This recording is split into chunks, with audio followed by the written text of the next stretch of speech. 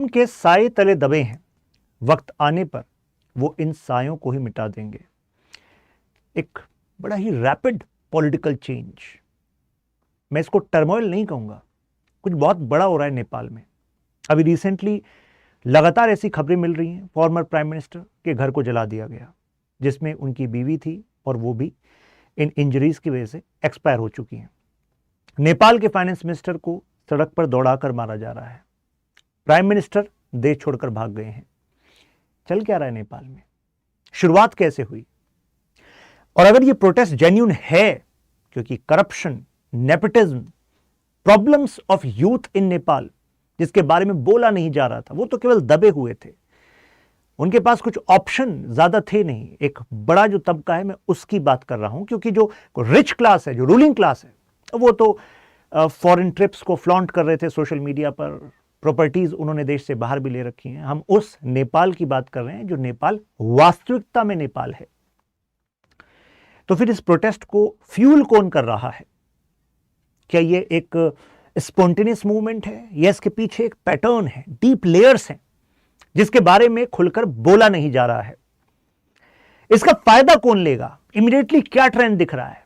क्या ये ओली की पार्टी, जो कि CPNML है, communist party of Nepal Marxist Leninist, इसके दूसरे लीडर लेंगे, जो कि इसी पर्टिकुलर सिचुएशन में अवसर खोजने का पहले से ही कोशिश कर रहे थे?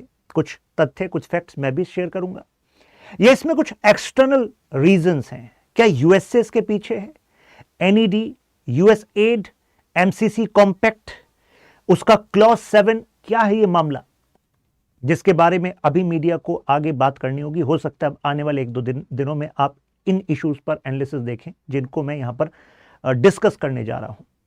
उसके बाद पाकिस्तान और चाइना, ओली को हटाने से क्या उनको ही फायदा होगा? आप में से कुछ लोग कहेंगे, अरे नहीं नहीं सर, चाइना इंक्लाइंड है ओली, ऐसा है क्या? अगर BRI की पास्ट नेगोशिएशंस को देखें तो ओली तो उसमें भी बीजिंग में जाकर सोवरेनिटी प्रोजेक्ट कर रहे थे, और उसके बाद जो नेगोशिएशन ली है नेपाल ने, मतलब जो रिजल्ट मिला है नेगोशिएशन का, वो किसी और south east Asian, African nation को मिल नहीं पाया है। क्या ये भी एंगल है? क्या देखते हैं। पाकिस्तान भी एंगल है क्या? और इंडिया इसमें क्या कर सकता है? अभी पास्ट का जो ट्रैक है, तो उसके हिसाब से इंडिया को क्या करना होगा, जरा समझते हैं। सबसे पहले एक बैकग्राउंड आपको बता दूं कि हुआ क्या है, सिंप्लीफाई कर दूं क्रोनोलॉजी में, जरा समझिएगा। 25 अगस्त 2025 सुप्रीम कोर्ट में इनकी जो केंद्र सरकार है उसकी तरफ से एक डिस्कशन चल रहा था। सुप्रीम कोर्ट ने कहा कि यार ये जो फॉरेन प्लेटफॉर्म्स हैं, ये कुछ मिसयूज तो नहीं कर रहे, इन प्लेटफॉर्म्स की अकाउंटेबिलिटी क्या है सरकार के साथ? तो नेपाल की काउंसिल ऑफ मिनिस्टर की तरफ से जवाब आया, जिसको हम एफिडेविट कहते हैं। उन्होंने कहा कि सर, इन पे तो क्वेश्चन हम कर ही नहीं वाले हैं, हम नोटिफिकेशन निकालेंगे, हम इनसे कहेंगे कि नेपाल में अपनी एंटिटी को अलग से रजिस्टर करो। 25 अगस्त की बात थी, 28 अगस्त को इन्होंने नोटिफिकेशन निकाल दिया, क्योंकि सुप्रीम कोर्ट में डिस्कस हुआ था कि 7 दिन का इनको समय देना, फिर रजिस्टर कराना। इन्होंने कहा कि 3 सितंबर तक कंप्लाई करो, अपने आप को रजिस्टर करो। लेकिन जो ये प्लेटफॉर्म्स हैं, इंस्टाग्राम, ट्विटर, यानी कि आज एक्स है, फेसबुक, यूट्यूब, आपका डिस्कॉर्ड, पिंटरेस्ट, थ्रेड, सिग्नल, इनमें से ऐसे 26 प्लेटफॉर्म्स थे, इन्होंने किसने कंप्लाई नहीं किया। एक्चुअली 2 प्लेटफॉर्म्स थे जिन्होंने कंप्लाई किया, और उन प्लेटफॉर्म्स का यूज इस प्रोटेस्ट में किया भी गया। वो 2 थे, टिकटॉक और वाइबर। तो अब कंप्लाई नहीं हुआ तो फिर क्या हुआ? 4 सितंबर, क्योंकि 3 तारीख तक की डेडलाइन थी, 4 सितंबर को इन्होंने डिक्लेयर कर दिया 26 प्लेटफॉर्म अब नेपाल में नहीं चलेंगे। अब नेपाल के बारे में इतना तो आपको पता होगा, कितनी सारी जनता ऐसी है जो देश से बाहर रह रही है। भारत में कितने लोग रह रहे हैं, वो व्हाट्सएप, वीडियो कॉल, इन सोशल मीडिया प्लेटफॉर्म्स के थ्रू अपने घर वालों से लगातार कनेक्ट रहते हैं। प्लस यूट्यूब और सोशल मीडिया, क्या केवल ये एंटरटेनमेंट और इंटरेक्शन, कनेक्टिविटी, क्या इसी का साधन है? नहीं, ये डिजिटल राइट्स, ये आपकी आज की एसेंशियल फ्रीडम बन चुकी है, क्योंकि इसके थ्रू आप काम भी करते हैं, आपको ऑर्डर्स आते हैं इसके थ्रू। आप कितने बच्चे पढ़ते हैं यूट्यूब के थ्रू, आप जैसे इस यूट्यूब के थ्रू ये जानकारी ले रहे हैं। तो नेपाल के बच्चों से हक छीन लिया आपने। ऐसा कोई क्वालिटी एजुकेशन इंफ्रास्ट्रक्चर तो आपने बनाकर नहीं दिया, और ये जो हक आपने रैंडमली छीन लिया। प्लस ऐसे ही मतलब इसका मतलब है कि आपने डायरेक्ट इंपैक्ट किस पर किया है, उस पर किया है जो जेन जी पॉपुलेशन है, जो यंग पॉपुलेशन है, वो तो भाई उसका तो मतलब लाइफ का एक पार्ट आपने छीन लिया। इसके बाद नेपाल के जो प्राइम मिनिस्टर हैं ओली साहब, अब तो पूर्व हो गए, उन्होंने तल्ख भाषा में बयान दिया, अरे क्या कर रहे हो यूथ, क्या ये बातें कर रहे हो, अरे भाई नेशन सबसे ऊपर है, मतलब इसके आगे कुछ नहीं। फिर क्या था, फिर तो नेपाली यूथ, इसके पीछे एक और लिंक बताता हूं, एक शख्स है सुडान गुरुंग। जब ये 2015 में डिजास्टर हुए नेपाल में, तो उस टाइम ये एक्चुअली पिक्चर में आए। फिर उन्होंने वॉलंटियर्स को जोड़ा, करीब 200 वॉलंटियर जुड़े, फिर 1600 लोग इनके साथ जुड़े, और देखते देखते कहा जा रहा है 10,000 प्लस इन्होंने लोगों का एक समूह बना लिया है, जिसको हामी नेपाल कहते हैं, जिसका एक की रोल रहा है इन प्रोटेस्ट को ऑर्गेनाइज करने में, इसके तरीके को भी तय करने में इनिशियल फेज में। क्योंकि अभी तो मुझे लगता है कि इनके हाथ से भी प्रोटेस्ट निकल चुका है। हालांकि काफी सारे लोग इनको लीडर मान रहे हैं, लेकिन हर कोई इनको नेक्स्ट पॉलिटिकल लीडर माने ऐसा नहीं है। क्योंकि अभी प्राइम मिनिस्टर ने इस्तीफा दे दिया, प्राइम मिनिस्टर इस्तीफा किसको देता है, प्रेसिडेंट को, फिर प्रेसिडेंट नेक्स्ट कौन बनेगा कोalition में से प्राइम मिनिस्टर, उसको तय करता है। लेकिन यहां प्राइम मिनिस्टर साहब भी इस्तीफा देकर चले गए।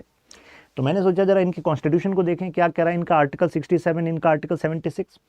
तो पता लगा कि अब वही वाइस प्रेसिडेंट साहब, अगर जब तक वो इस्तीफा नहीं देते तो वाइस प्रेसिडेंट जो है वो इनके अभी एक्टिंग प्रेसिडेंट होंगे, और वो इन्वाइट करेंगे कि भाई आप में से किसी को लीडर बनना है क्या। लेकिन जो इस समय प्रोटेस्टर्स हैं, क्या वो इनमें से किसी लीडर को या नेक्स्ट इन लाइन किसी लीडर को एक्सेप्ट करेंगे क्या?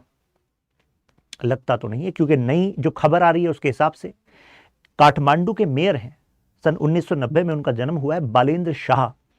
एक्चुअली रैपर भी हैं ये वहां पर लोकल, और अभी इन्होंने अपना एक रैप रिलीज किया है, गवर्नमेंट लेट मी स्पीक, मुझे बात करने दो। तो एक बड़ा जो तबका है प्रोटेस्टर्स का, वो इनको अपना नेक्स्ट लीडर मान रहा है।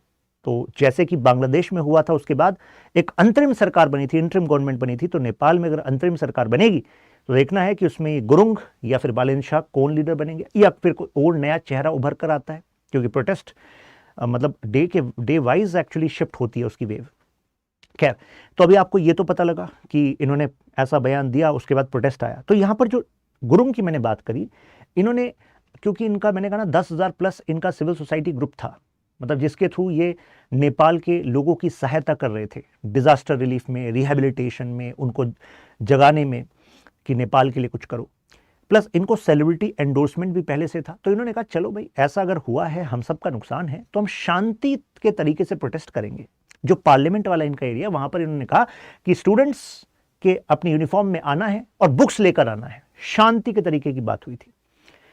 लेकिन वहां पर जैसी फोर्सेस आई और उन्होंने कहा यार इनको तो डिस्पेल करना पड़ेगा, इतनी भीड़ जो एक्सपेक्ट ही नहीं की थी, इतनी भीड़ इकट्ठी हो गई, अब वो जाने को तैयार नहीं। तो हालांकि जो पुलिस का कहना है कि हमने तो रबर के जो गोलियां होती हैं उनका इस्तेमाल किया है, हमने तो केवल टीयर गैस का इस्तेमाल किया है, और फिर जब ज़्यादा ही प्रोटेस्टर्स एंट्री करने लग गए तब हमने जाकर एक्चुअली कुछ फायर्स की हैं। लेकिन अभी जो डेटा बता रहे हैं, हो सकता है वो डेटा सही भी ना हो, 19 लोगों की जानें चली गई हैं, 300 प्लस, और एक डेटा के हिसाब से 400 प्लस लोग घायल हैं। और आप सबको पता है सरकारी एजेंसीज का जो डेटा होता है वो कई बार ज़मीनी हकीकत को नहीं दिखाता, जिससे कि प्रोटेस्ट और ज़्यादा ना फैल जाए, राइट। लेकिन मामला केवल यहाँ तक नहीं था कि चलो पार्लियामेंट में आग लगा दी, प्राइम मिनिस्टर के घर में आग लगा दी, फॉर्मर प्राइम मिनिस्टर के घर में आग लगा दी, उनकी वाइफ एक्सपायर हो गई उसी में, फाइनेंस मिनिस्टर को रोड पर दौड़ा कर मारा जा रहा है, मतलब जान से नहीं मारा, जो मैंने लास्ट देखा था उसमें पीटा जा रहा है। लेकिन उसके बाद क्या हुआ जरा जानते हैं स्टोरी में। तो देखो, जो ये प्रोटेस्ट चल रहा था इसमें नेपोकिड्स, हैशटैग नेपोकिड्स, ओली देश छोड़ो, नो टू करप्शन, ऐसे हैशटैग्स हो रहे थे। और इसमें जो सोशल मीडिया है उसके थ्रू नेपाल का जो एलीट है, जिसमें कि करप्ट ऑफिसर्स के बच्चे भी हैं, पॉलिटिशियंस के बच्चे भी हैं, और जो टॉप इंडस्ट्रियलिस्ट हैं, इनका कहना है क्रोनी कैपिटलिज्म है, तो उनके बच्चे अपना लग्जरी वाला लाइफस्टाइल शो कर रहे हैं, फॉरेन ट्रिप्स शो कर रहे हैं, LV वगैरह के बैग शो कर रहे हैं। तो ये जो यूथ है ये सोच रहा था कि हमारे पास ऑप्शंस नहीं है। हमारे यहाँ मेजोरिटी ऑफ पीपल, मतलब पीपल, जो यूथ, मतलब जो यू कैन से जनता है, उसमें से 10% तो अनएम्प्लॉयमेंट है, तो 10% इज ह्यूज। और कितने लोग अपने नेपाल में उनको रोजगार नहीं मिल पा रहा, इस वजह से घर छोड़ने के लिए मजबूर हैं। अब इसी वजह से टिकटॉक, और अदर प्लेटफॉर्म्स पर ये बातें चलने लग गई। फिर इन बातों को सेंसिटिविटी कैसे मिली? क्योंकि रूलिंग पार्टी के ही कुछ लोगों ने जेनजी प्रोटेस्ट को सपोर्ट किया इनडायरेक्टली, बयान देकर कहा कि हां बात तो सही है, करप्शन हटना चाहिए, बात तो सही है, गलत तो हो रहा है, डिजिटल फ्रीडम तो सही में एक बात है जो मिलनी चाहिए। तो इससे अब वो केवल एक स्टूडेंट का प्रोटेस्ट नहीं रहा, अब ये एक पॉलिटिकली सैंक्शनड एक मोटिव बन गया कि हां सही है, देखो गवर्नमेंट के अंदर के लोग कह रहे हैं। फिर इस पर सोने पे सुहागा वाली बात हो गई जब इन्हीं की सरकार के 2 मिनिस्टर, एक तो जो लैंड मैनेजमेंट की जिम्मेदारी रखते हैं, उन्होंने एक मतलब लीक कर दी बात कि एक बड़ी लैंड डील में घपला हुआ है। तो इससे तो फिर मीडिया में बात आ गई कि भाई फिर तो ये जो लोग सड़कों पर हैं ये बिल्कुल सही कह रहे हैं क्योंकि इनकी सरकार के मिनिस्टर से ही ये बात लीक हुई है। दूसरा, इनके दूसरे जो इंफॉर्मेशन मिनिस्टर हैं उनसे एक और बात लीक हुई, मतलब एक ऑडियो लीक हुई जिसमें कि किसी करप्ट केस में एक कोई ऑफिसर है जो कि रिश्वत मांग रहा है और वो हाई लेवल ऑफिसर है। और ऑफिसर पैसा कहां पहुंचाएगा भाई? पॉलिटिकल बॉसेस को पहुंचाएगा। तो इससे एक तरीके से ओली की सरकार पूरी तरह विफल है, उसको सरकार में नहीं रहना चाहिए, यह बात स्टैब्लिश हो गई। तो कई लोगों को जो लग रहा था कि ओली अपने देश को छोड़कर भागे हैं, प्राइम मिनिस्टर के पद से इस्तीफा दिया केवल इस वजह से कि स्टूडेंट्स जो हैं सड़कों पर आ गए थे, आगजनी कर रहे थे, केवल ये नहीं है। Actually he lost the very reason कि भाई तुम सरकार में हो कैसे जब तुम्हारे लैंड का घपला चल रहा है, अदर घपले चल रहे हैं, तो why you are here, right? अब इसके पीछे थे कौन? तो ऐसा भी कहा जा रहा है इसके पीछे 2 लीडर हैं। एक तो ये पुष्प कमल दहल प्रचंड जो कि इनकी पार्टी CPN-ML के को चेयर भी हैं, और इससे पहले जो लास्ट इनकी 2018 वाली जो सरकार थी उसमें ओली और प्रचंड के बीच में एक एग्रीमेंट हुआ था कि प्रचंड को भी प्रधानमंत्री बनने का मौका मिलेगा। बाद में ओली ने अपनी राजनीति से इनको मौका नहीं दिया, तो ये भी कहा जा रहा है ये भरे बैठे थे कि भाई चलो मौका हमें मिलेगा। एक और इनके वेटरन लीडर है माधव कुमार नेपाल, कहा जा रहा है ये भी इनके साथ हैं, और इन्होंने जो मिनिस्ट्री में जो इनके लॉयलिस्ट्स हैं उनका इस्तेमाल करके इन प्रोटेस्ट को सैंक्शन किया है कि भाई बिल्कुल सही है, इनडायरेक्टली सपोर्ट किया। अगर सीनियर लीडर से सपोर्ट करेंगे, पब्लिक स्टेटमेंट देंगे, तो भाई पेरेंट्स जो हैं बच्चों के, और वो भी मानेंगे कि जो ये कर रहे हैं गलत तो नहीं है, तो बिल्कुल सरकार भी इस बात को एक्सेप्ट कर रही है कि नहीं? मिनिस्टर फॉर लैंड मैनेजमेंट, इनकी मैं बात कर रहा था, बलराम अधिकारी, ये इनके लॉयलिस्ट हैं, वहां से रिलीज हुई है। यूथ एंड स्पोर्ट्स मिनिस्टर है इनके तेजूलाल चौधरी, यहां से भी कुछ लीक इंफॉर्मेशन हुई है इनकी गवर्नमेंट के बारे में। देखो लैंड स्कैम मिलियंस का। और इसके बाद क्या था? फिर तो भाई पब्लिक एंगर बढ़ गया, फिर अल्टीमेटली मीडिया में भी क्वेश्चन उठने लगा कि तुम क्या कर रहे हो। अब इसमें एक और इंटरेस्टिंग ट्विस्ट है। इन प्रोटेस्ट से ठीक पहले कहा जा रहा है कि जो ये पॉलिटिशियंस होते हैं ना, they actually get sense of the land, sense of the people, कि लोग अब क्या सोच रहे हैं, क्या बातें चल रही हैं, किन ग्रुप्स में क्या चल रहा है, क्योंकि लोकल इंटेलिजेंस यूनिट इनके पास भी खबर देती है। तो इन्होंने खुद, जो इनकी एक कोalition पार्टनर है NC, नेशनल कांग्रेस, CPN-ML की नेशनल कांग्रेस, उनके लीडर से बातचीत करी कि अगर ओली हटेंगे तो एक्चुअली नेक्स्ट सरकार में कौन लीडर बनेगा। तो इसमें NC के एक लीडर हैं देवबा जी, जो पहले भी बन चुके हैं लीडर, शेर बहादुर देवबा, तो इनके साथ ऑलरेडी बातचीत चल रही थी। तो ये भी हो सकता है कि अभी वो यूथ सड़कों पर है, कितने लोगों ने अपनी जान खो दी है, और वो चाहते हैं कि नेपाल में एक जेन्युइन बदलाव हो, लेकिन ये पॉलिटिशियन केवल कैलकुलेशन में लगे हुए हैं कि चलो ओली तो चले गए, हटा नहीं पा रहे थे हम, तो अब चलो हम नेक्स्ट सरकार बना लेंगे, कौन प्रधानमंत्री बनेगा, कौन राष्ट्रपति बनेगा।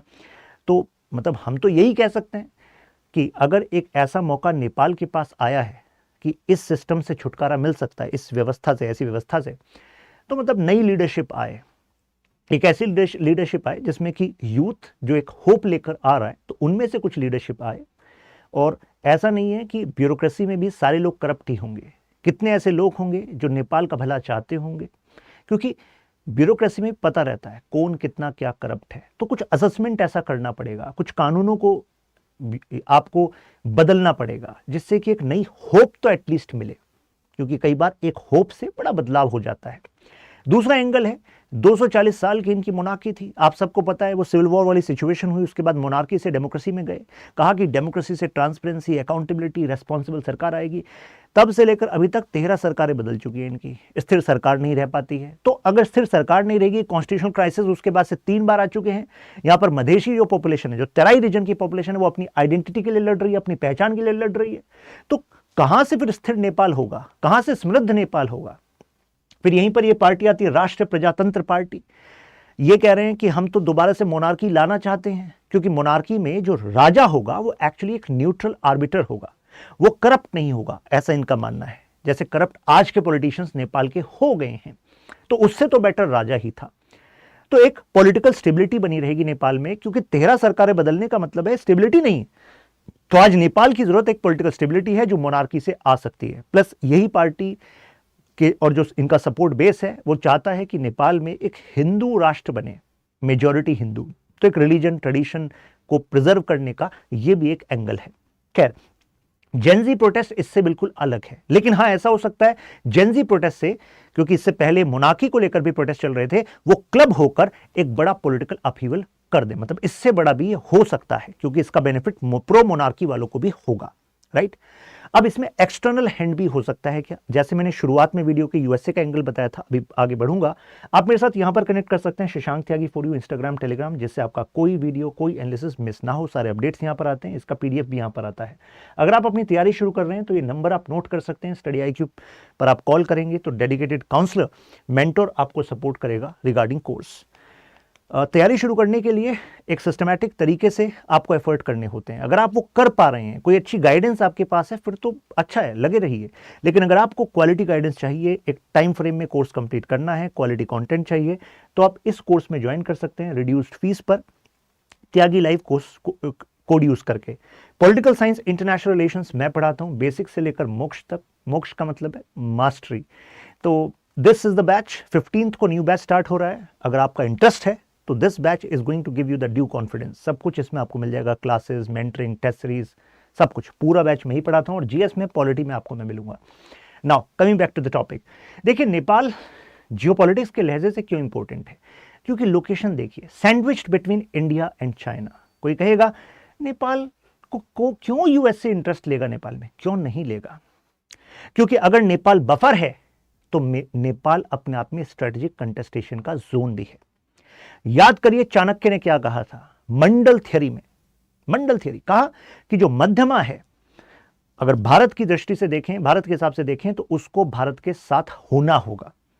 उसका दुश्मन के साथ होना, यानी कि चाइना के साथ होना, वो भी खतरा है, और उसका न्यूट्रल होना भी खतरा है, क्योंकि पता नहीं कब दूसरे के साथ हो जाए। तो इंडिया चाहता है नेपाल को। प्लस अब यहां पर जो ग्लोबल पॉलिटिक्स है उसमें यूएसए को काउंटर कौन कर रहा है? China. China is going to replace the hegemony of USA. तो मुझे बताइए, चाइना के बॉर्डर पर है जो देश, और जो चाइना की तरफ झुकता हुआ दिख रहा है, यूएसए चाहेगा कि नहीं चाहेगा कि उसमें एक ऐसी सरकार हो जो यूएसए के एजेंडा के हिसाब से काम करे? एग्जैक्टली यही चाहेगा।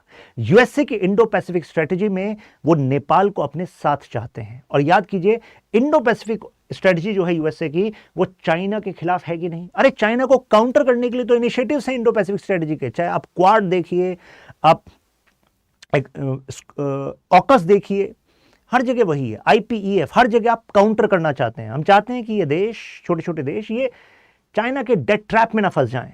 तो जाहिर सी बात है वो चाहेंगे हमारे हिसाब से चलो। लेकिन नेपाल क्या कहता है? नेपाल कहता है मैं क्यों पंगा लूं?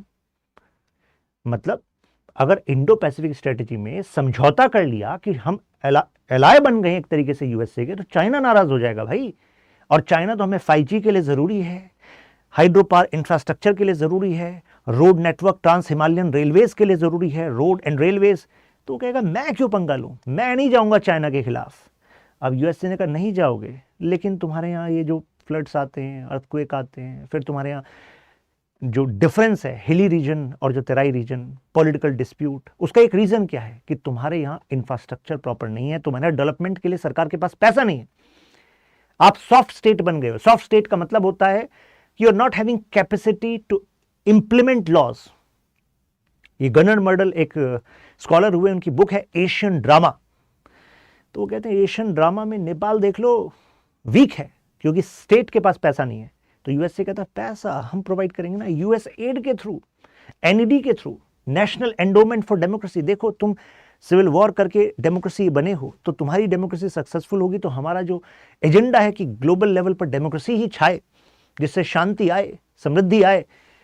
अब नेपाल कहता देखो इतनी भारी भारी बातें मत बताओ, तुम हमें दिल पिघल जाता है, क्योंकि हमें पता है इन ग्रांट्स के बदले तुम भी कुछ चाहते होगे। तो यूएसए कहेगा तो बट ऑब्वियस है भाई, तुम हमारे हिसाब से चलो, हमारे फॉरेन पॉलिसी गोल के हिसाब से चलो, कुछ चीजों पर हम कहेंगे कि चाइना के साथ ये समझौता ना करो, क्यों चाहता है प्रो वेस्ट एजेंडा पर ये चले, नेपाल चले।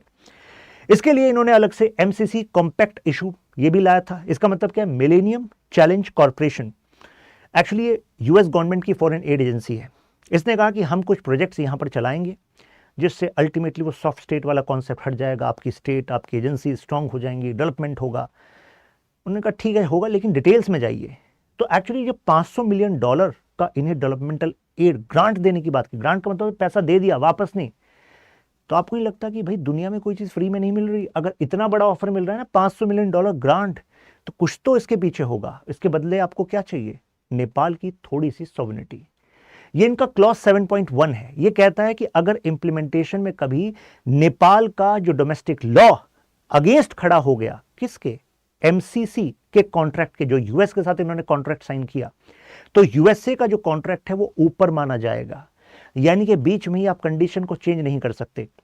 इनकी कई पॉलिटिकल लीडर्स ने कहा भाई ये तो गलत है, ये तो हमारी सॉवरेनिटी के खिलाफ है। इन्होंने कहा कि नहीं नहीं, ये एड दे रहे हैं इसी कंडीशन पर होगी, प्लस हमारे जो ऑफिसर्स वहां पर काम करेंगे उनको लोकल लॉ से, कोर्ट से इम्यूनिटी होगी। तो अब समझ में आ रहा है आपको क्या हो रहा है? केपी ओली ने मना कर दिया, हम तो साइन नहीं करेंगे। आप कहेंगे यार केपी ओली तो हीरो निकले। बात यह, फिर केपी ओली की सरकार चली गई, और केपी ओली की सरकार के बाद जो नई सरकार बनी, क्योंकि पहले केपी ओली को इंडिकेशन दिया कि मान जाओ, अगर तुमने ना साइन करा तो हम मानेंगे कि तुम चाइना की तरफ इंक्लाइंड हो। केपी ओली ने नहीं साइन किया, तो उसके बाद इन्होंने सरकार ही चेंज करा दी। कहा जाता है पीछे से कुछ तो ये हुआ था। फिर शेख बहादुर देउबा जी, नाम तो सुना होगा, अभी बताया एनसी के लीडर, जो हो सकता है नेक्स्ट लीडर बनने की फिराक में है कि नया कैलकुलेशन बैठेगा तो कोएलिशन सपोर्ट से मैं बन जाऊंगा। तो इन्होंने फिर वो साइन कर दिया था। तो अभी जो नेपाल के बच्चे हैं जो इस समय सड़कों पर हैं, वो ध्यान रखें इन एंगल का भी, क्या चल रहा है आपके देश में। खैर, उसके बाद यूएस ने रेटिफाई कर दिया कि ठीक है भाई, आप अल्टीमेटली इसी कॉन्ट्रैक्ट के बेसिस पर हम आपको ग्रांट एक्सटेंड करेंगे।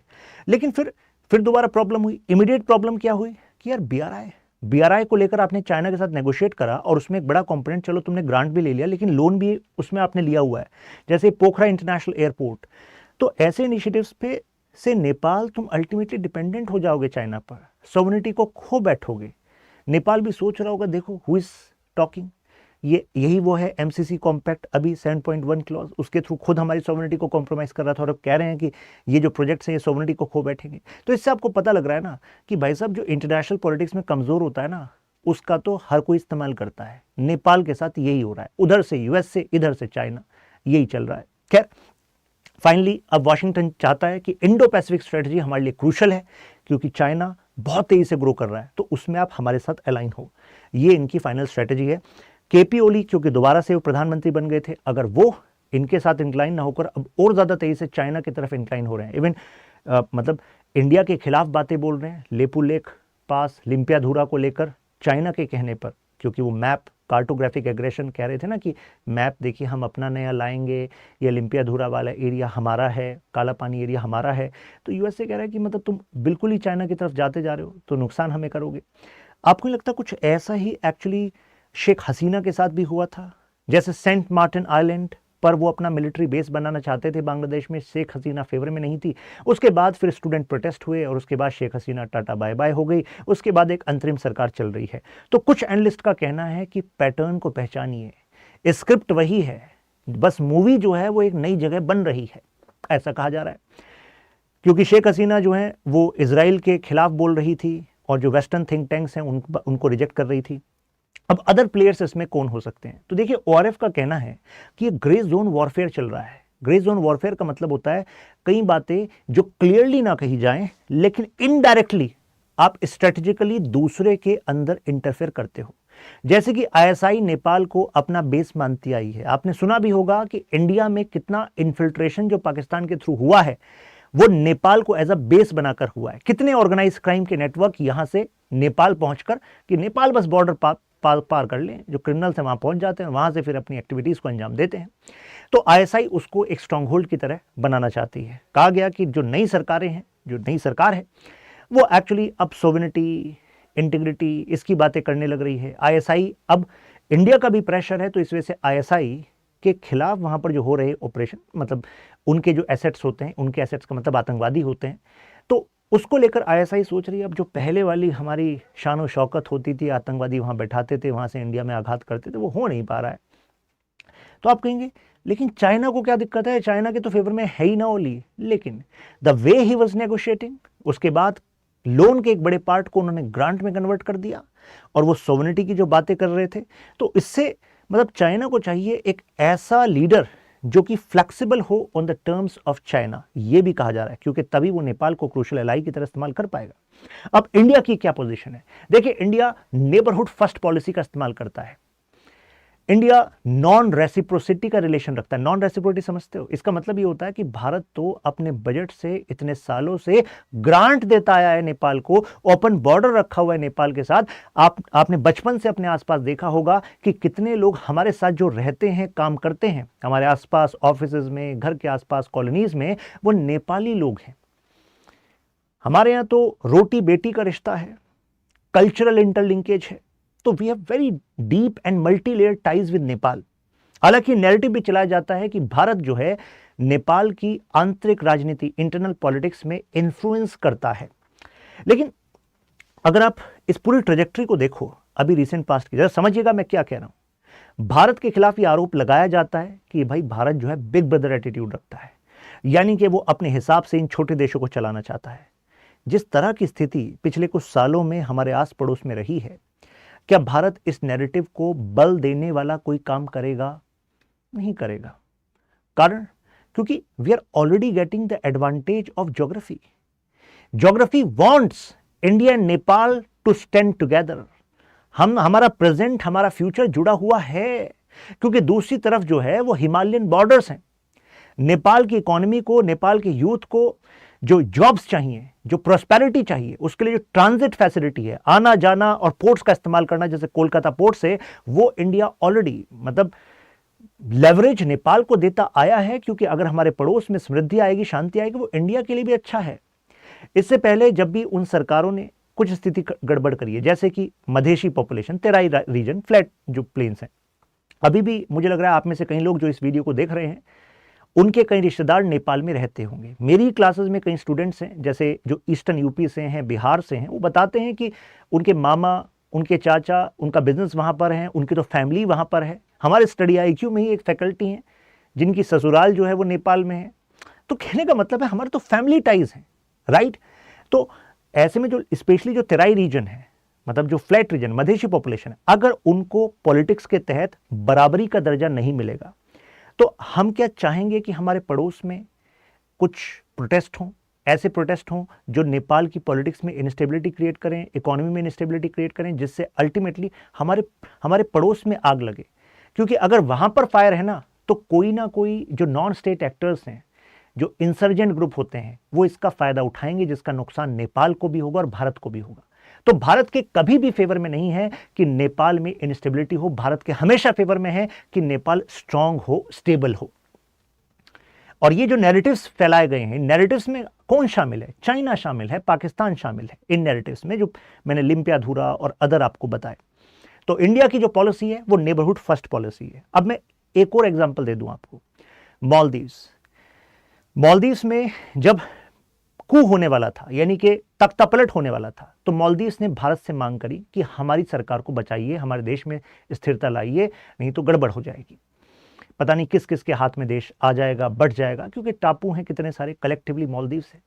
भारत ने ऑपरेशन कैक्टस किया और वहां पर मालदीव्स को बचाया।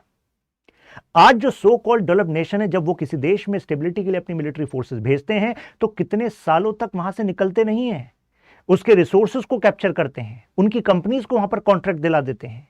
लेकिन भारत ने क्या करा?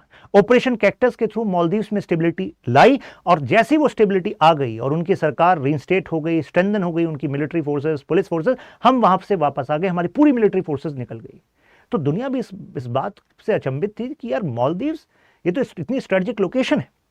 तो नेगोशिएशन में भारत कुछ ऐसा कर सकता था कि कुछ टापुओं को उस समय नेगोशिएशन में अपना बेस बना लेता, कुछ लीज कर लेता। लेकिन क्या भारत ने ऐसा किया? नहीं किया, क्योंकि भारत का जो प्रिंसिपल है of engaging with neighbour is different.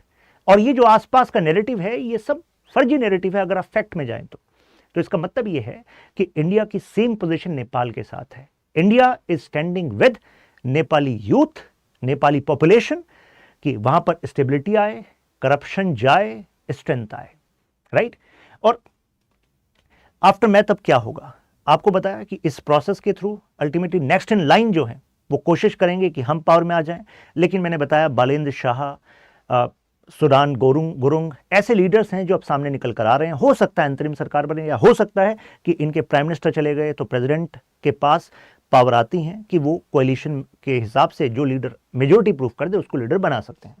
Meanwhile एक केयरटेकर गवर्नमेंट काम कर सकती है, लेकिन देखते हैं कब तक काम करेगी। वो डिपेंड करता है कि कितनी इंटेंसिटी से ये जो प्रोटेस्ट हैं ये बढ़ेंगे। तो देखते हैं आने वाले टाइम में क्या होता है।